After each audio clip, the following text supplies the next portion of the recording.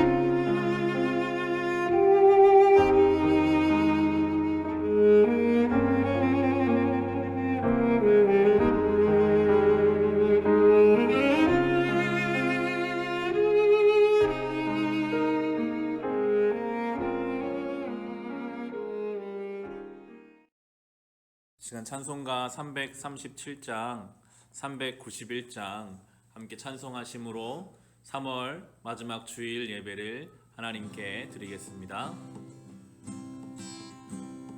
내 모든 시험 무거운 짐을 주 예수 앞에 아뢰이면 근심에 쌓인 날 돌아보사 내 근심 모두 맡으시네.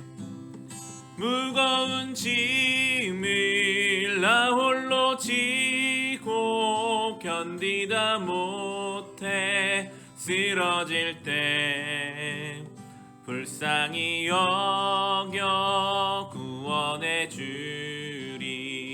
은혜의 주님 오직 예수. 내 모든 괴로움 닥치는 환난 주 예수 앞에 아뢰이면 주께서 친히 날 구해 주사 넓으신 사랑 베푸시네. 무거운 짐을 나 홀로 지고 견디다 못해 쓰러질 때 불쌍히 여겨 구원해 주리. 은혜의 주님 오직 내 짐이 점점 무거워질 때 내 짐이 점점 무거워질 무거워질 때 주 예수 앞에 아뢰이면 주께서 친히 날 구해 주사 내 대신 짐을 져주시네. 무거운 짐을 나 홀로 지고 견디다 못해 쓰러질 때 불쌍히 여겨 구원해 주리. 은혜의 주님 오직 예수. 마음의 시험 무서운 죄를 주 예수 앞에 아뢰이면 예수 나의 능력이 되사 세상을 이길 힘 주시네. 무거운 짐을 나 홀로 지고 견디다 못해 쓰러질 때 불쌍히 여겨 구원해 주리. 은혜의 주님 오직 무거운 짐을 나 홀로 지고 견디다 못해 쓰러질 때 불쌍히 여겨 구원해 주리. 은혜의 주님 오직 예수. 오 놀라운 구세주 예수 내 주 참 능력의 주시로다. 큰 바위 및 안전한 그곳으로 내 영혼을 숨기시네. 메마른 땅을 종일 걸어가도 나 피곤치 아니하며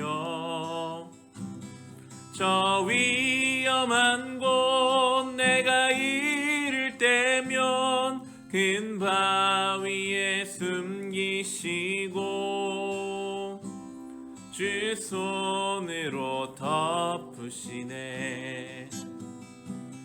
오 놀라운 구세주 예수 내 주 내 모든 짐 벗기시네.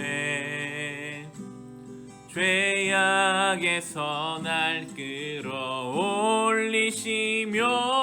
또 나에게 힘 주시네. 메마른 땅을 종일 걸어가도 나 피곤치 아니하며 저 위험한 곳 내가 이를 때면 큰 바위에 숨기시고 주 손으로 덮으시네. 증량 못할 은혜로 채우시며 늘 성령에 감화주사 큰 기쁨 중 주님을 찬양토록 내 믿음을 도우시네. 메마른 땅을 종일 걸어가도 나 피곤치 아니하며 저 위험한 곳 내가 이를 때면 큰 바위에 숨기시고 주 손으로 덮으시네. 4절입니다. 주 예수님 공중에 임하실 때 나 일어나 맞이하리. 그 구원의 은총을 노래하리. 여러 천군과 천사 함께 메마른 땅을 종일 걸어가도 나 피곤치 아니하며 저 위험한 곳 내가 이를 때면 큰 바위에 숨기시고 주 손으로 덮은 메마른 땅을 종일 걸어가도 메마른 땅을 종일 걸어가도 나 피곤치 아니하며 저 위험한 곳 내가 이를 때면 큰 바위에 숨기시고 주 손으로 덮으시네.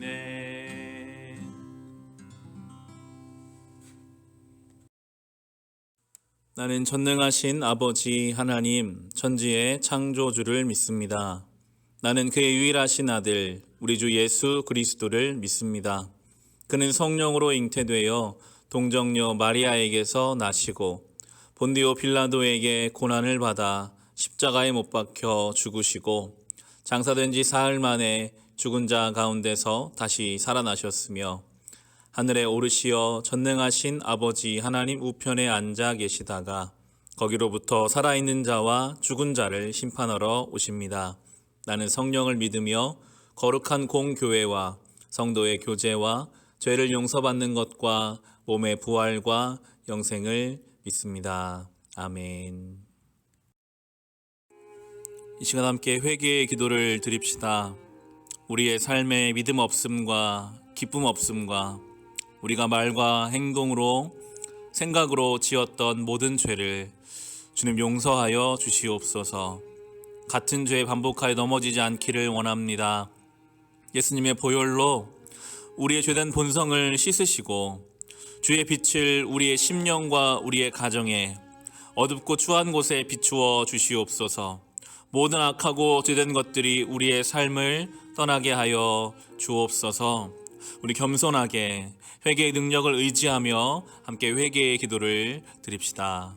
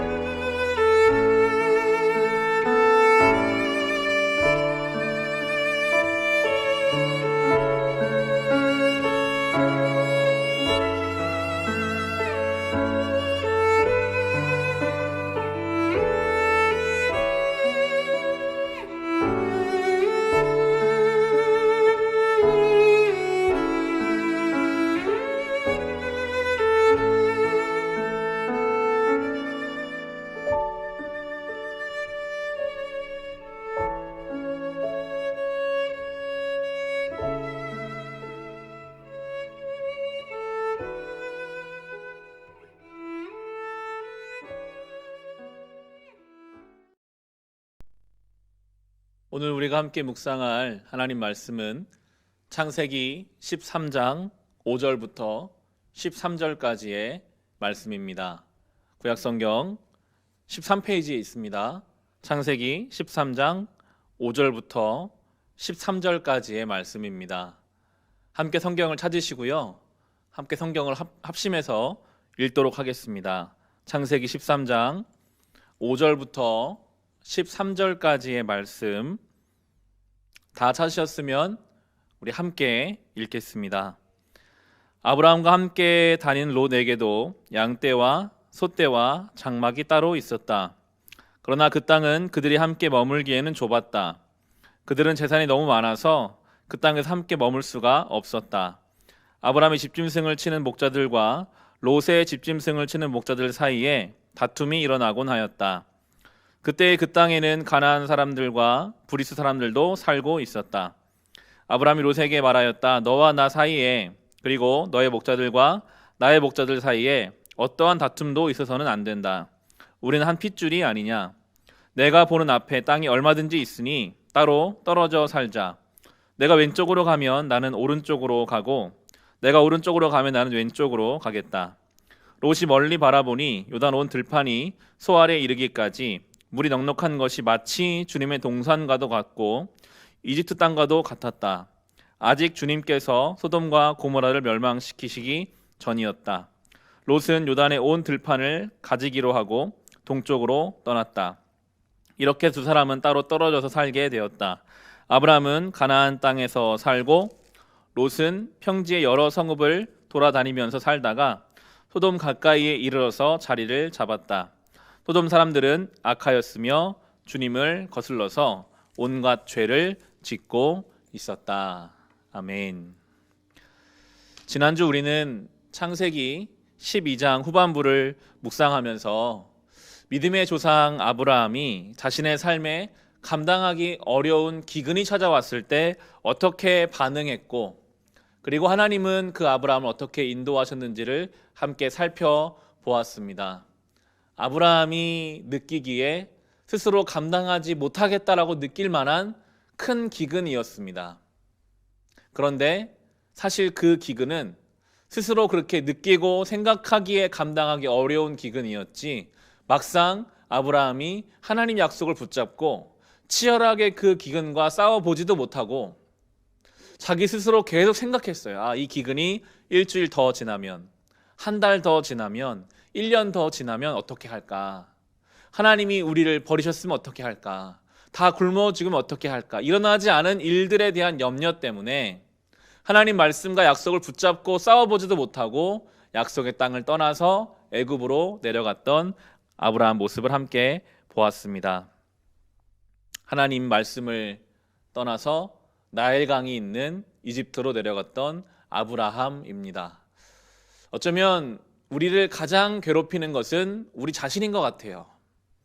스스로 끊임없이 생각함으로 나를 괴롭힙니다. 안 좋은 것, 일어나지 않은 어떤 일에 대한 끊임없는 상상과 염려로 나를 무너뜨리고 말씀을 잊게 하고 하나님을 떠나게 만듭니다. 아브라함은 두 가지를 지금 다 경험하고 있습니다. 하나님이 약속하신 가나안 땅, 하나님이 약속이 있는 기근과 하나님이 약속하지 않은 이집트 땅에서의 풍요, 이 두 가지를 아브라함은 다 경험해요.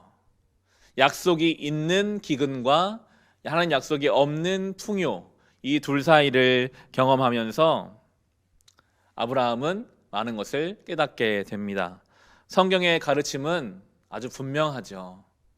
하나님의 약속과 하나님의 함께하심이 있다면 기근과 흉년이 있다 할지라도 하나님은 그것까지 사용하셔서 그 가운데 결코 하나님 백성을 망가뜨리시지도 그냥 두시지도 않으시고 그 기근과 흉년이 오히려 훈련의 통로가 될 것이라고 우리에게 말씀합니다. 앞으로 창세기에는 여러 번의 기근이 나오거든요. 그때마다 하나님께서는 그 기근을 통해 하나님의 백성을 만들어 가시고 하나님 역사를 이루어 가십니다. 그러나 반대로 하나님이 계시지 않는 풍요, 하나님이 계시지 않는 그 풍요로움은 그 인생을 병들게 하고 망치게 하고 저주와 탄식으로 끝나게 합니다.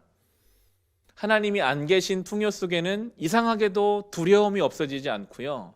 불안함이 끊임없이 그들을 괴롭히게 되는 것입니다. 이 두 가지를 다 경험한 아브라함은 다시 원래의 자리로 돌아왔습니다. 그리고 하나님을 예배하며 그의 삶의 한 페이지가 맞춰지게 되는 것이죠. 13장의 3절과 4절, 이 모든 과정을 겪고 나서 아브라함이 원래의 자리로 돌아와 하나님을 예배하며 나아갑니다. 13장 3절 4절입니다. 우리 같이 읽겠습니다. 그는 네겝에서는 얼마 살지 않고 그곳을 떠나 이곳 저곳으로 떠돌아 다니다가 베델 부근에 이르렀다. 그곳은 베델과 아이 사이에 있는 예전에 장막을 치고 살았던 곳이다. 그곳은 그가 처음으로 제단을 쌓은 곳이다. 거기에서 아브라함은 주님의 이름을 부르며 예배를 드렸다. 믿음으로 버텨내지 못하고 하나님 약속하신 땅을 떠나서 이집트로 내려갔다가 하나님의 보호하심 속에 다시 돌아와서 예배를 드리고 있는 이 아브라함, 그의 신앙의 한 단계가 채워졌습니다. 아브라함은 그렇게 만들어져 갈 것입니다. 성도는 완성되어 있는 존재가 아닙니다. 우리는 완성되어 가는 존재예요. 도상적인 존재, 길 위에 서 있는 존재입니다. 목적지에 도착하지 않았어요. 우리는 이 길을 걸어가야 합니다. 살펴보겠지만 아브라함은 똑같은 일을 한 번 더 행하거든요. 믿음이 성장한 것 같지만 또 다시 위기가 왔을 때 자기 아내를 누이라고 속이는 일들을 우리는 또 살펴보게 될 텐데, 이걸 통해 성경은 우리에게 말해주죠. 성도는 완성되어 있는 존재가 아니라 하나님이 만들어 가시는 존재다. 코로나19로 인해서 우리는 여태껏 경험해보지 못했던 때를 살고 있습니다. 바라기는 이 어려움의 때를 통해서 하나님이 우리를 만들어 가시고 우리를 채워 가시고 우리 안에 없애야 할 것들은 다 잘라내시고 하나님 앞에 겸손하게 하는 시간 될 수 있기를 주님의 이름으로 축원합니다. 그렇게 아브라함이 신앙의 한 단계를, 한 훈련을 잘 마쳤는데 또 다른 문제가 이제 오늘 본문에서 생겨납니다. 성도의 삶은요, 끊임없이 또 다른 여러 가지 문제들이 다가오는 것 같아요. 성경에서 어떤 인물을 다룰 때 아무 일 없이 평안하게 살았다라는 기록은 잘 없어요. 이렇게 어떤 문제가 해결되면 또 다른 문제가 다가오므로 그렇게 하나님은 그 모든 상황들을 통해서 믿음의 사람들을 만들어 가십니다. 5절과 6절의 말씀입니다. 같이 읽겠습니다. 아브라함과 함께 다니는 롯에게도 양떼와 소떼와 장막이 따로 있었다. 그러나 그 땅은 그들이 함께 머물기에는 좁았다. 그들은 재산이 너무 많아서 그 땅에서 함께 머물 수가 없었다. 바로 지난주만 하더라도 우리가 말씀을 볼 때 먹을 것이 하나도 없는 기근이어서 너무나 힘들었던 이 아브라함의 가족이었는데, 지금은 너무나 재산이 많아져서 그 많은 재산 때문에 분란이 일어날 만큼 풍요롭게 하나님께서 그들에게 복을 허락해 주신 상황입니다. 아브라함과 롯의 가축이 너무 많아져서 같이 살 수 없을 정도가 되어버렸습니다. 그래도 가나안 땅까지 같이 온 가족이라면 함께 마음을 모아서 살았다면 살 수 있었을 거예요. 그런데 아마도 이 롯이, 조카 롯이 어느 순간부터 아브라함을 향한 어떤 의심이나, 그는 봤잖아요. 이집트로 내려갈 때 자기 아내를 누이라고 했던 그 용기 없는 모습. 그의 마음에 아브라함을 향한 신뢰가 조금씩 깨어지고 뭔가 아브라함의 그늘에서 벗어나고 싶은 마음들이 있었기 때문에 종들끼리 다툼이 생긴 것이죠. 조카 롯이 아브라함을 향한 전적인 신뢰를 가지고 존경하는 마음을 가지고 있었다면 결코 종들끼리 분란이 일어날 수가 없는 것입니다. 7절에 보시면 이제 아브라함이 그것을 잘 캐치해서 이제 분리시키기를 이제 계획하는데요. 7절 말씀 보시면 아브라함의 집짐승을 치는 목자들과 롯의 집짐승을 치는 목자들 사이에 다툼이 일어나곤 하였다. 그때 그 땅에는 가나안 사람들과 브리스 사람들도 살고 있었다. 분란이 일어나는 그 과정을 아브라함과 롯이 하나님을 믿는 사람들이고 그들이 하나님의 인도하심 속에 아무것도 없던 사람들이 많은 것을 얻게 되는 것을 이제 주변 사람들이 보고 있는데 재산 때문에 서로 싸우는 게 이제 옆에 사람들에게 나타나는 거예요. 아브라함이 이건 아니다라는 생각을 가지고 이어지는 8절 보시면 아브라함이 롯에게 말하였다. 너와 나 사이에 그리고 너의 목자들과 나의 목자들 사이에 어떠한 다툼도 있어서는 안 된다. 우리는 한 핏줄이 아니냐. 아브라함은 이 재산을 더 증식시키고 어떻게 하면 더 많이 가질 수 있는가에 관심을 두는 사람이 아니었습니다. 다퉈서는 안 된다. 우리는 한 핏줄이 아니냐. 다투지 않는 것을 먼저 생각했기 때문에 분리시키기를 이제 원하는데요. 성도는 다투지 않는 사람들, 연합과 일치를 이루는 사람들입니다. 뒤에 보시면 아브라함이 자기의 이익이 될 만한 것들을 먼저 포기해요. 자기 것을 하나도 놓지 않으려고 하면 다툼은 늘 따라오게 되어 있습니다. 하나님을 믿고 우리는 당장 눈에 보이는 재물과 재산을 움켜쥐려는 사람들이 아니라 하나님의 뜻 안에서 가족들 간에 공동체 안에 하나됨을 이루기 위해서 자연스럽게 내 것을 내려놓고 포기하는 것, 그것이 성도의 삶임을 우리가 알 수 있습니다. 아브라함은 이미 경험을 했거든요. 하나님과 함께 있는 것이 중요한 것이지 기근이 있는가 없는가, 재산이 많은가 적은가, 이것이 중요하지 않다는 것을 아브라함이 깨달았기 때문에 이제 다음 결정을 보면 아브라함이 먼저 선택권을 줘요. 롯아, 네가 가고 싶은 대로 가라. 유목민들에게 있어서 목초지가 많이 있는 곳으로 가는 것이 정말로 중요하거든요. 그런데 아브라함은 아무런 것을 챙기지 않고 먼저 선택권을 줍니다. 9절 말씀 보시면 내가 보는 앞에 땅이 얼마든지 있으니 따로 떨어져 살자. 내가 왼쪽으로 가면 나는 오른쪽으로 가고 내가 오른쪽으로 가면 나는 왼쪽으로 가겠다. 이 아브라함의 말이 저는 너무 멋지게 들리더라고요. 저것이 정말 믿음이 있는 성도의 삶의 태도가 아닌가. 지금 내가 가지고 있는 이 양떼의 가축들을 먹이려면 풀들이 많은 곳을 잘 살펴보고 먼저 선점해야 할 것만 같은데 아브라함에게는 믿음이 있거든요. 하나님은 기근의 한가운데서 나를 지키시는 분이시지. 내가 어디를 가든지 하나님 나와 함께 하신다는 그 마음이 있기 때문에 사랑하는 조카 롯에게 먼저 선택하라고 해요. 네가 어디든지 선택해라. 왼쪽으로 가면 내가 오른쪽으로 가겠다. 네가 원하는 대로 가라. 성도의 넉넉함이 여기서 볼 수 있습니다. 바라기는 우리의 삶에도 이러한 믿음의 여유와 하나님으로부터 나오는 넉넉함이 있기를 간절히 소망합니다.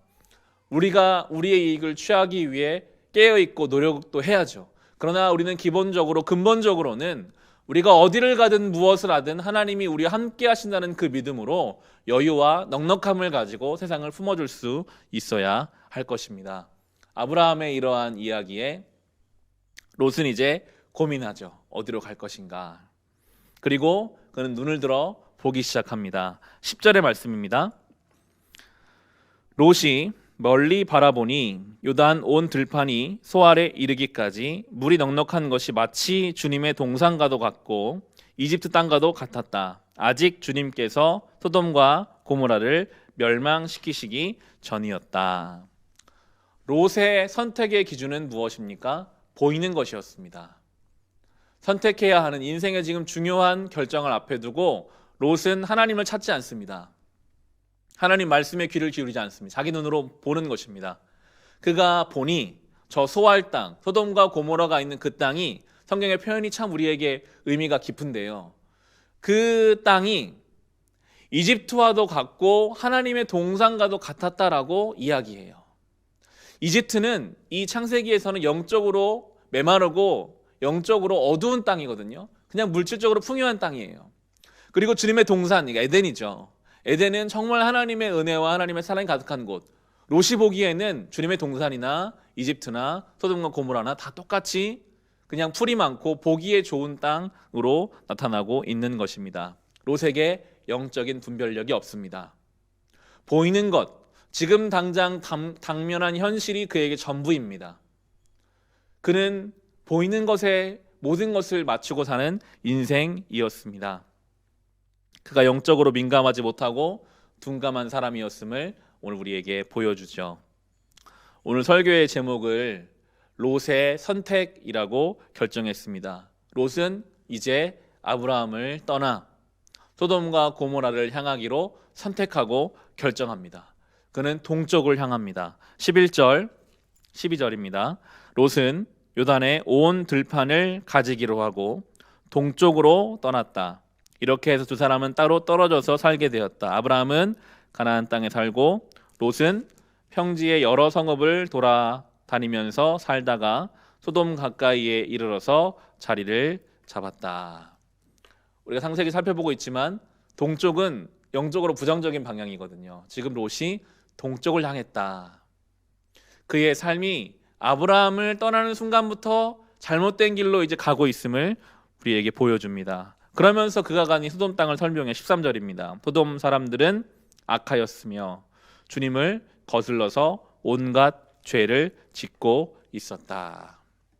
이제 롯의 결정과 그의 선택, 오직 보이는 것에만 의존해서 하나님 앞에 진지한 고민과 성찰과 묵상과 기도 없이 내린 보이는 것에 의한 결정은 앞으로 그의 삶을 상상하지 못한 어려움으로 이끌고 가기 시작합니다.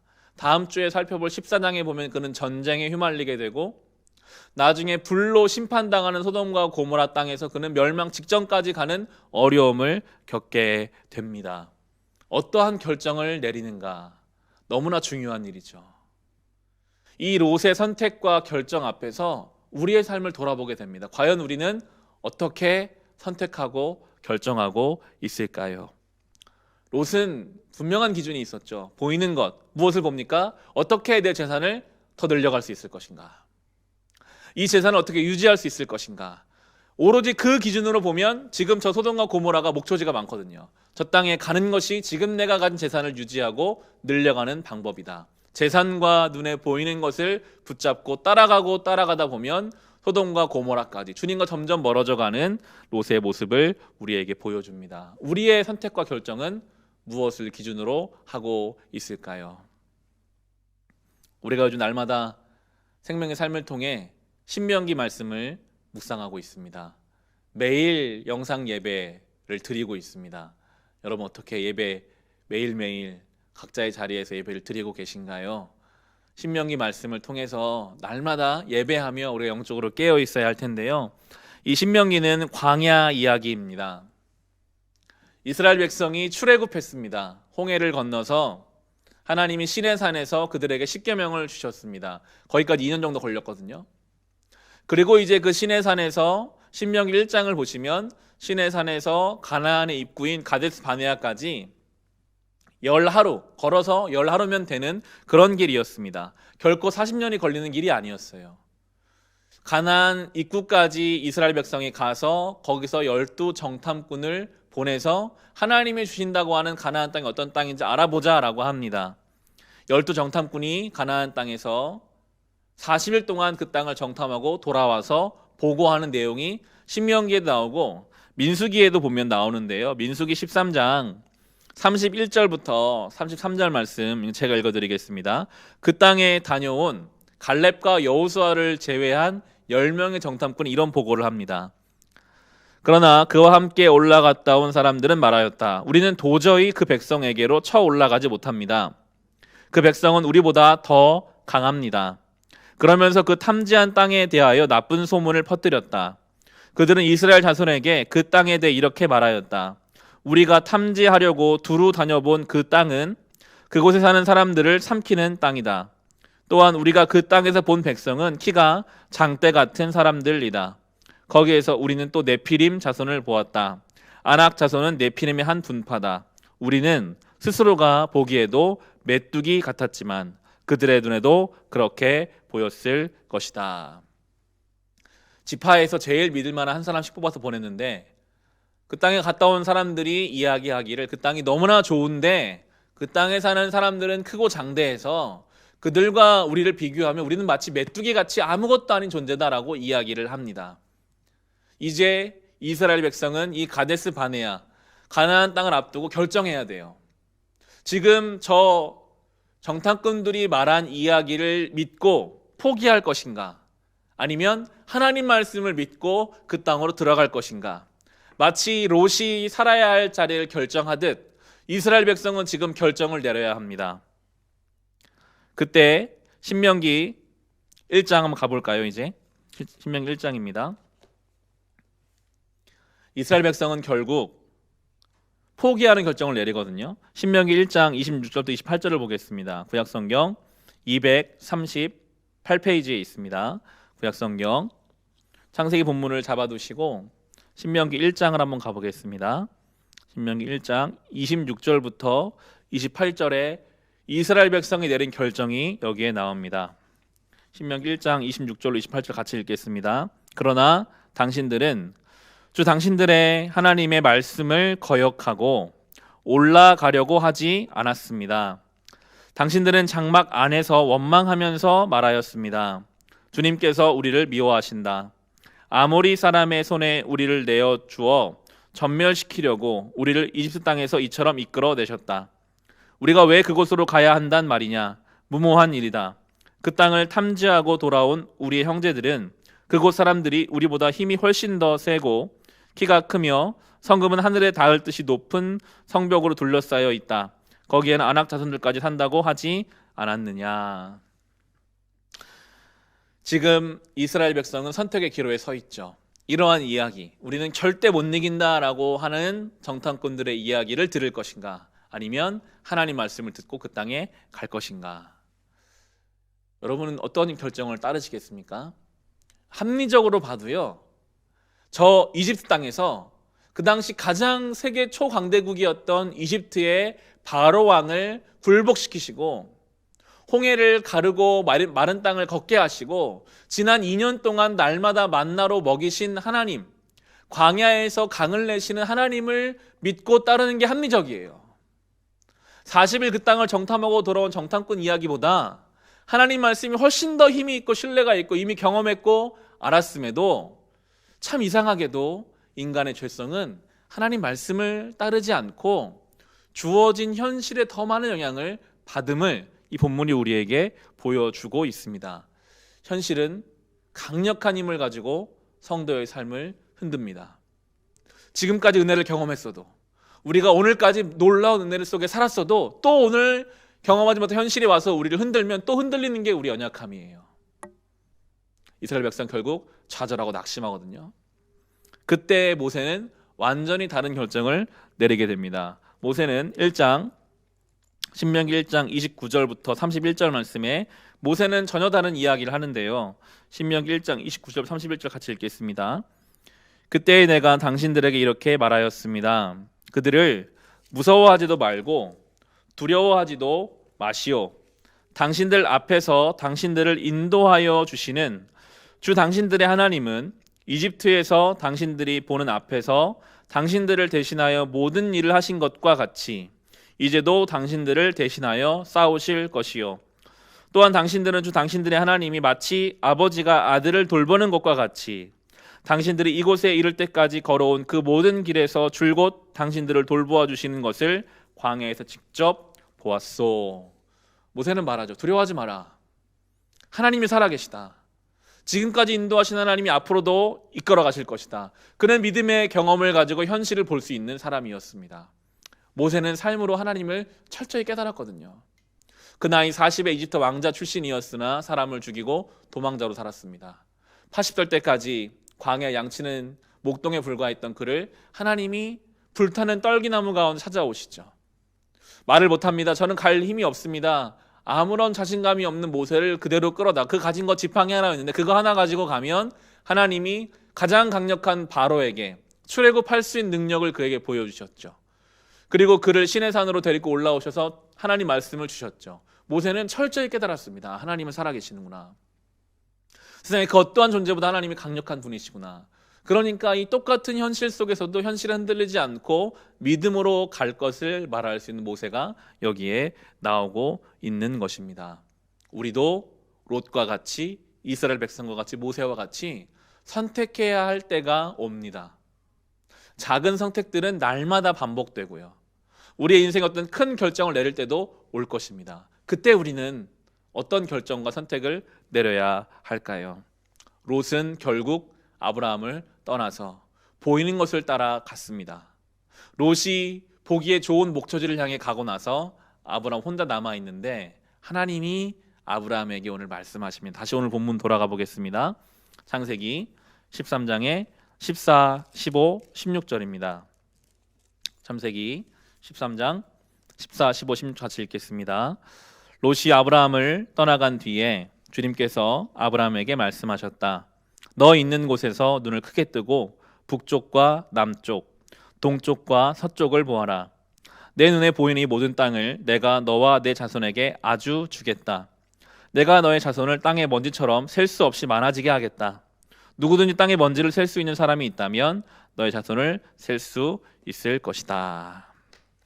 지금 아브라함의 현실과 하나님의 약속의 말씀은 너무나 지금 거리가 멉니다.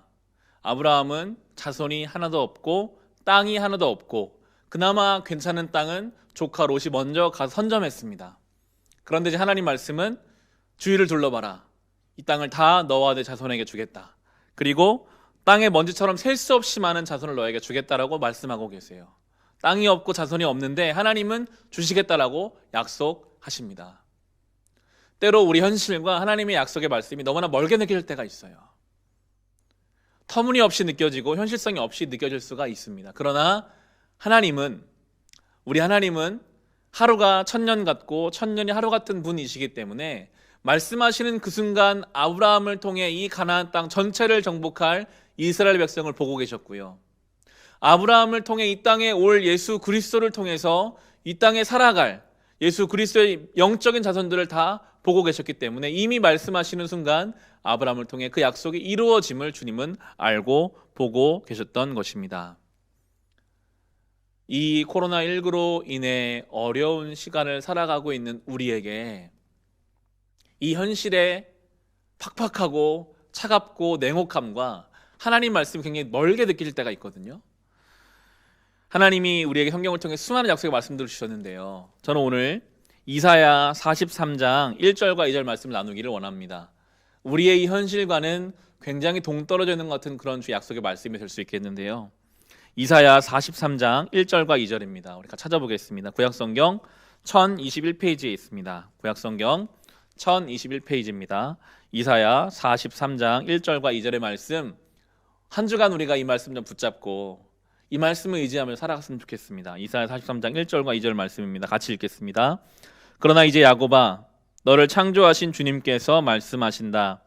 이스라엘아, 너를 지으신 주님께서 말씀하신다. 내가 너를 속량하였으니 두려워하지 말아라. 내가 너를 지명하여 불렀으니 너는 나의 것이다.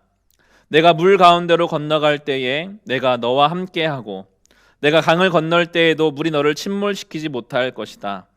내가 불 속을 걸어가도 그을리지 않을 것이며 불꽃이 너를 태우지 못할 것이다. 아멘. 주님 말씀하시죠. 내가 너를 지명하여 불렀으는 내 것이다. 내가 물 가운데로 지나가도 물이 너를 침몰시키지 못하고 불 가운데로 지나가도 불꽃이 너를 태우지 못할 것이다 라고 말씀하세요. 정말 내가 하나님의 것이라면 왜 하나님이 이렇게 경제적으로 어려운 상황을 살게 하십니까? 정말 하나님이 우리를 불 가운데 물 가운데 지켜주는 것이 맞습니까? 이 현실과 하나님의 약속이 멀리 느껴질 수 있으나 돌아보면 우리는 약속이 우리의 삶에 이루어진 것을 언젠가 고백하고 경험하게 될 것입니다.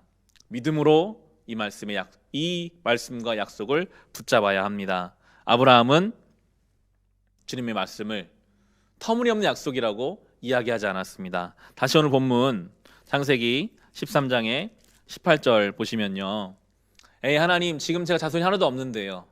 땅이 하나도 없는데요. 제가 어떻게 믿습니까? 맷님을 어떻게 믿습니까? 뭐라도 보여주시죠. 이러지 않았어요. 아브라함은요, 하나님의 그 약속의 말씀을 듣고 나서 예배를 드립니다. 그러면서 13장이 끝나거든요. 13장 18절 말씀 같이 읽겠습니다. 아브라함은 장막을 거두어서 헤브론의 마므레 곧 상수리 나무들이 있는 곳으로 가서 거기에서 살았다. 거기에서도 그는 주님께 제단을 쌓아서 바쳤다. 예배를 드려요. 하나님의 약속의 말씀 받고 감사의 예배를 드리고 있습니다. 이 13장을 잘 보시면 오늘 롯의 선택이 있기 바로 전 13장 4절에서도 아브라함은 하나님을 예배했고요. 롯이 자기의 결정을 따라 아브라함을 떠나고 나서도 아브라함은 하나님을 예배하면서 13장이 맞춰지고 있습니다. 예배와 예배 사이, 롯은 하나님을 예배하지 않는 인생으로 그 자리를 떠나갔지만 예배로 세워져 있는 아브라함의 인생은 하나님 약속의 말씀 붙잡고 그 길을 걸어가고 있습니다. 예배 드리는 것, 우리가 지금 예배당에 모여서 예배드리지 못하지만 흩어져서 각자의 자리에서 예배를 지키십시오. 우리가 예배를 드리는 그 순간들을 통해서 우리는 믿음으로 이 어려운 때를 하나님을 의지하며 살아갈 수 있을 것입니다. 현실이 아니라 믿음을 선택할 수 있습니다. 지금은 아무것도 안 보이고 광야를 지나는 것 같아도 그 가운데 하나님의 인도하심 우리는 경험하게 될 것입니다. 이제 말씀을 마칩니다. 요즘 광야를 많이 묵상하게 됩니다. 신명기 말씀도 그렇고요. 광야를 묵상하다가 주중에 우리 교회 밴드에 올려놓은 광야를 지나며라는 찬양을 듣게 되었습니다. 찬양에 이런 가사가 있어요. 주님 손 놓고는 단 하루도 살 수 없는 곳 광야에 서 있네. 주께서 나를 사용하시려, 나를 더 정결케 하시려, 나를 택하여 보내신 그곳 광야. 성령이 내 영을 다시 태어나게 하는 곳 광야에 서 있네. 내 자아가 산산이 깨지고 높아지려 했던 내 꿈도 내려놓고 오직 주님 뜻만 이루어지기를, 나를 통해 주님만 드러나시기를 광야를 지나며. 이 찬송 링크는 밴드에 다시 한번 올려놓겠습니다. 한번 들어보시면 좋을 것 같아요. 신명기를 묵상하고 이 롯의 선택과 아브라함의 옷을 보면서 다시 한번 깊이 묵상합니다. 롯과 오늘 신명기의 이스라엘 백성들은 오직 보이는 것에만 집중했어요. 물질적인 것에만 묶여 있었습니다. 보이는 것에만 기준을 두면 인생의 광야는 결국 저주와 죽음뿐입니다. 그러나 믿음의 눈으로 볼 수 있다면 그 광야 속에도 하나님의 은혜가 있습니다. 그 광야를 통해 우리를 정결하게 하시고 우리의 힘을 내려놓게 하십니다. 우리가 아브라함처럼 모세처럼 주변을 둘러보면 하나님이 모든 땅을 우리에게 주실 것입니다. 우리가 물 가운데로 지나가고 불 가운데로 지나간다 할지라도 우리를 소유하신 우리의 하나님 아버지께서 우리를 지켜 보호하여 주실 것입니다. 주님과 함께 비록 지금 우리가 사는 때가 광야같이 어렵다 할지라도 이 때를 믿음으로 살아내며 이겨낼 수 있으시기를 우리 주님의 이름으로 축원합니다. 이 시간 함께 우리 말씀을 기억하며 합심으로 기도합시다. 두 가지의 기도 제목입니다. 말씀을 기억하며 한 주를 살아가게 하옵소서. 선택의 순간순간 보이는 것에만 붙들려 선택하지 않게 하시고 믿음의 눈을 떠서 신앙의 길을 걷게 하여 주옵소서. 또한 개인의 기도 제목을 가지고 우리 함께 합심으로 기도하겠습니다.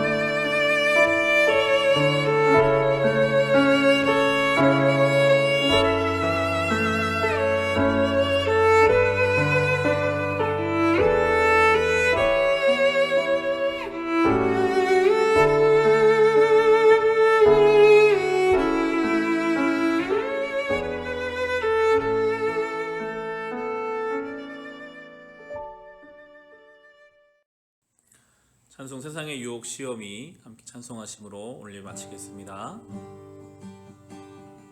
세상의 유혹 시험이 내게 몰려올 때에 나의 힘으론 그것들 모두 이길 수 없네.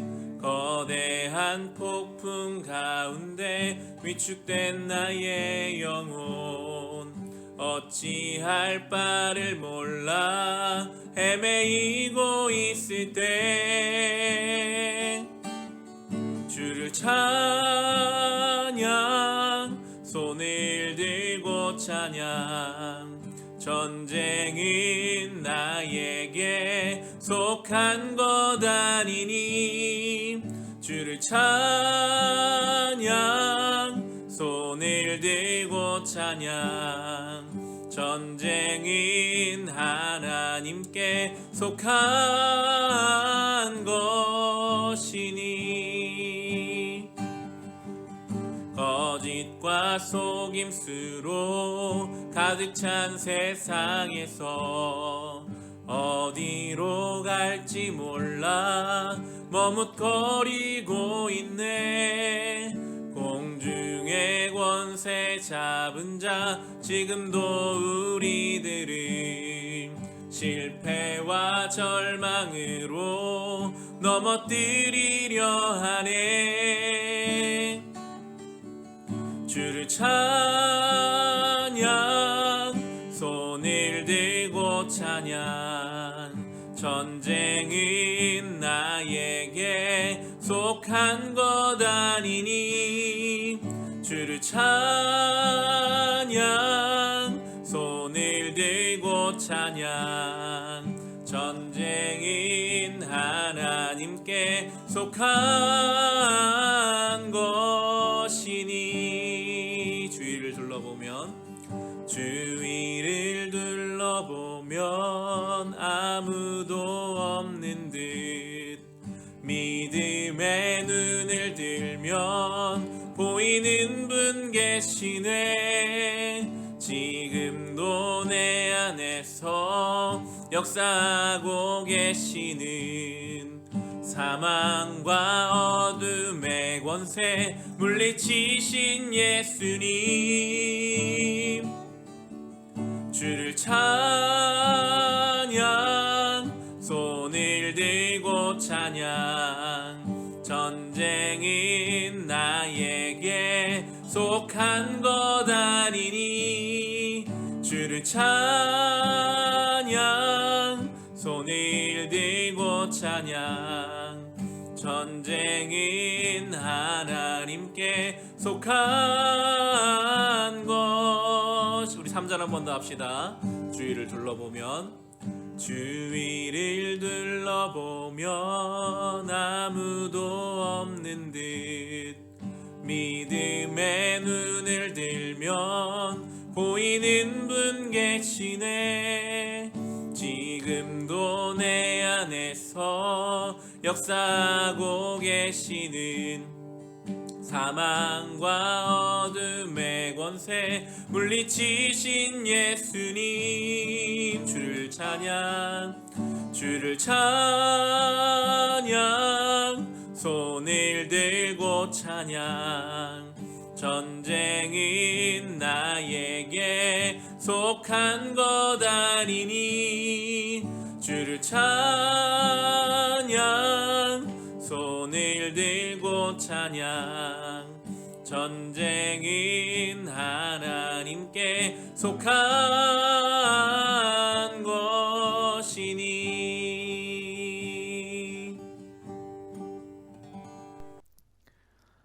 하나님 아버지 감사합니다. 3월의 마지막 주일 하나님 앞에 예배드리게 하시니 감사합니다. 주님, 우리는 여기까지 인도하신 하나님을 경험했고 하나님의 은혜를 알면서도 당장 눈앞의 현실에 흔들려서 원망과 불평과 염려로 살 때가 많이 있었습니다.